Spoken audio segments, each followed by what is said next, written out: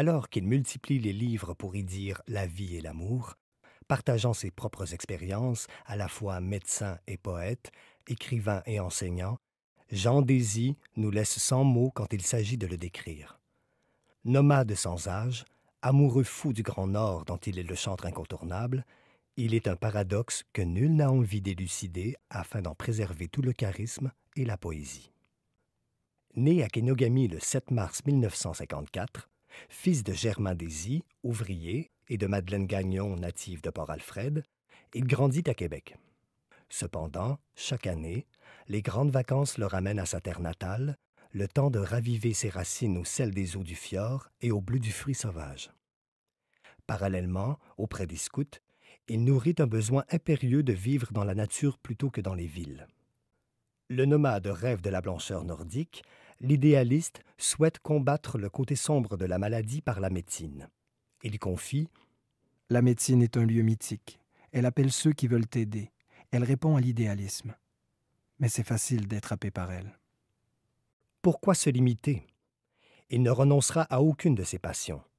Pétri de ses lectures à l'adolescence, Le Petit Prince d'Antoine de Saint-Exupéry, Le Prophète de Khalil Gibran et Jonathan Livingston le Goéland de Richard Bach, il abordera plus tard un répertoire très vaste. J'ai ensuite plongé dans les eaux de la littérature, avalant tout Saint-Exupéry, tout Camus, tout Hess, tout Kundera, tout Kazantzakis, tout Garcia Marquez. J'ai pu apprécier certains textes remarquables d'Yves Thériault, dont Agaguk et Les Temps du Carcajou. Plusieurs romans de Gabriel Leroy, dont Ces enfants de ma vie, qui m'a ému à l'os. Et surtout, le recueil de poésie que j'ai le plus souvent relu dans ma vie, Regards et jeux dans l'espace d'Hector de Saint-Denis Garneau. S'ajoutent Gaston Bachelard, Sigmund Freud, Carl Gustav Jung, Georges Steiner et Simone Weil. Et plus encore, Dostoïevski qui le fascine dans Crime et Châtiment, Les Frères Karamazov, Les Possédés et L'Idiot. Lecteur passionné qui se laisse envahir par l'esprit et la puissance des mots, il raconte. J'ai commencé à vouloir écrire après mon cours de médecine, quand j'ai fait face à l'absurdité de la souffrance et de la mort. Pour preuve, il dira « S'il y a un auteur qui m'a lancé sur la mer, c'est bien Bernard Moitessier, avec Cap Horn à la voile et La Longue Route. S'il y a quelqu'un qui m'a donné envie des déserts, c'est Théodore Monod et son chercheur d'absolu. S'il y a un écrivain qui m'a parlé le mieux de la très haute montagne, c'est Maurice Herzog, alpiniste et auteur du récit Annapurna, premier 8000. Docteur en médecine depuis 1978, Jean Désy a été généraliste sur la Côte-Nord pendant 7 ans, urgentiste à Loretteville et professeur en médecine à l'Université Laval. Il a fait une maîtrise en philosophie et un doctorat en littérature en 1990. Enseignant pendant 4 ans au Cégep de Sainte-Foy, il est aussi professeur en lettres à l'Université Laval, tout en pratiquant la médecine comme dépanneur auprès des cris de la baie James et du Eiu Etchii.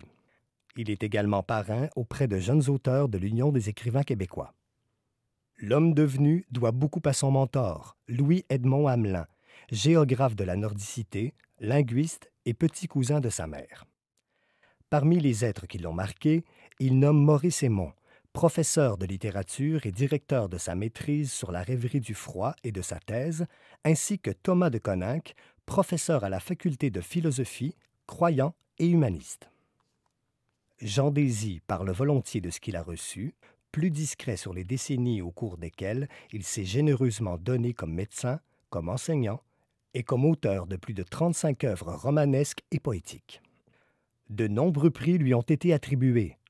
Le prix de création du Conseil de la culture de Québec pour le recueil Urgence, récits et anecdotes, le prix Intérêt général du Salon du livre du Saguenay-Lac-Saint-Jean pour l'essai La rêverie du froid, qui lui accordera aussi le prix de fiction pour Dr. Wincott et le prix du récit pour Au nord de nos vies. S'ajoute le prix Communication et société du Salon du livre de l'Outaouais pour Âme, foi et poésie et le prix des écrivains francophones d'Amérique pour son recueil Toundra Toundra. En 2013, le Salon du livre du Saguenay-Lac-Saint-Jean lui rend hommage et, en 2016, à l'occasion de la Journée mondiale de la poésie, Jean Désy reçoit le prix Jean-Noël Pontbriand décerné par le Bureau des affaires poétiques de Québec. Ce prix veut souligner l'apport exceptionnel d'une personne du milieu de la poésie dans la grande région de Québec. Père de 4 enfants, ses fils Jean-François et Michel, tous 2 ingénieurs, ses filles Marie-Noël, professeure de français, et Isabelle, qui enseigne la musique au primaire, s'inscrivent dans l'amour qu'il décrit dans ses livres. Faire tant de choix, tout prendre. Se laisser aller dans un tourbillon, mais comprendre qu'on risque d'entraîner les autres dans ce tourbillon. Il y a un prix à payer pour celui qui s'abandonne à la passion, que ce soit celle d'un lieu, d'un être ou d'un geste comme celui de l'écriture. Mais à le lire, on a surtout le sentiment qu'il y a davantage de bonheur. Laissons-lui le dernier mot, extrait de Vivre ne suffit pas. J'ai à tout moment remis en question ma place dans le monde en tant qu'écrivain, sachant que par-delà les mots qui disent la beauté du monde, il y a la beauté elle-même et que les mots ne peuvent suffire. Les mots ne sont que les manifestants de la beauté du monde. Ils servent à transmettre l'idée, puis la réalité de la beauté du monde. Les mots et le langage ne sont pas premiers, c'est l'amour et la vie amoureuse des êtres qui importent. Après seulement, la poésie peut prendre la place qui lui revient. J'ai cependant accepté de jouer le jeu de ma vie parce que ma parole peut voguer à travers la parole des autres. C'est pourquoi j'écris. Mesdames et messieurs, en ce 3 juin 2017, Jean Désy, écrivain et médecin, poète, romancier, humaniste et amoureux du Grand Nord, pour son œuvre littéraire exceptionnelle, est reçu membre de l'Ordre du Bleuet.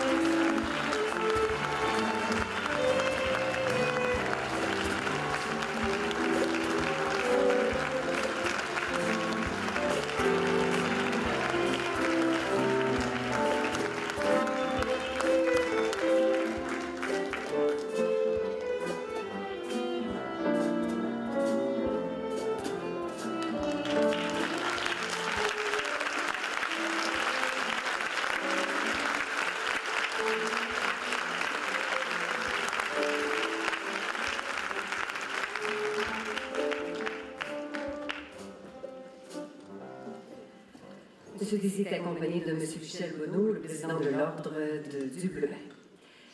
Jean Désy, vous êtes désormais membre de l'Ordre du Bleuet.